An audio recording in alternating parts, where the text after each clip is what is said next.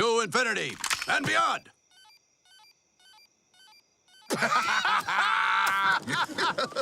the stupidest thing I've heard! You can't go to infinity, dummy. It's impossible. He up here talking about infinity. You're gonna go beyond infinity. You don't know nothing about science.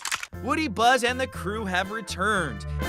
Here's everything you need to know before you go.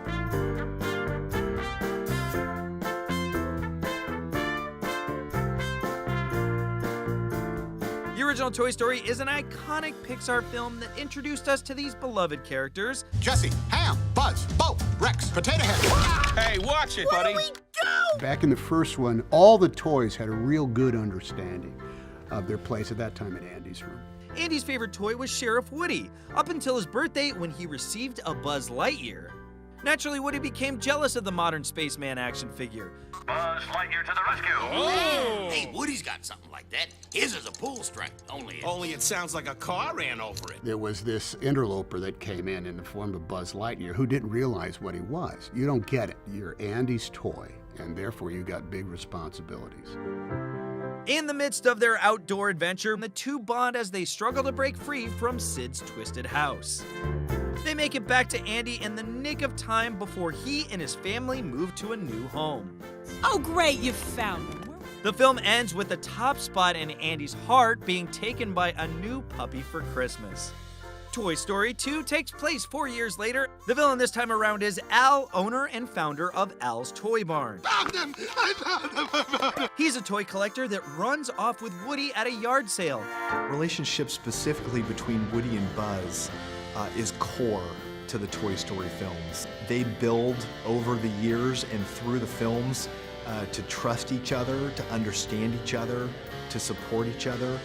Meanwhile, Woody learns who he is. He meets Jessie, a yodeling cowgirl, Bullseye, a horse, and Stinky Pete the Prospector, all characters from the Roundup Gang, a TV puppet show made in the 50s. The toys all make it back to Andy's room in time before he returns home. He mistakes Jessie and Bullseye as new toys from his mom. Fun fact, the Prospector's warnings about the future of the toys come true in Toy Story 3. Do you really think Andy is going to take you to college? In Toy Story 3, we catch up with Andy and his toys just as he's heading off to college. The remaining toys in Andy's room all contemplate their fate as they've been stored in his toy chest for quite some time. We're going into attic mode, folks. Keep your accessories with you at all times. Some have been given away in a yard sale. Sadly, Woody's girlfriend Bo Peep was one of them. But it looks like he catches up with her in Toy Story 4. Andy had plans to take Woody with him to college, but his mom accidentally mistakes the box of toys he had packed for the attic as trash. That's not trash! Andy's mom brings them to a daycare so they can be used again by new children. Mrs. Potato Head also discovers through her missing eye that was left in Andy's room that he is indeed looking for his toys. Woody escapes and ends up with Bonnie, a sweet little girl that takes great care of her toys. Despite all the fun he's having with Bonnie, he still prepares to return to Andy. Woody makes it back to the school in Bonnie's backpack and apologizes to his friends for leaving. They make an escape plan to get back to Andy.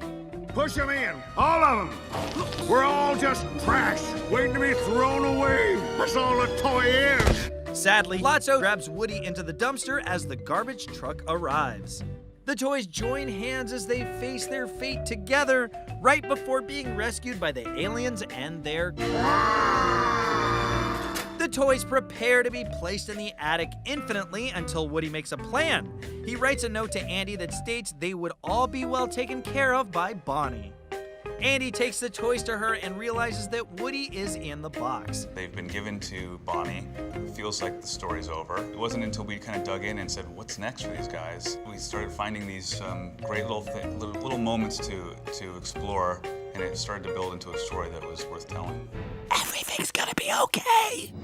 They keep finding this new kind of reality to examine in the personas of Bo Peep, Gabby, Woody, and Porky.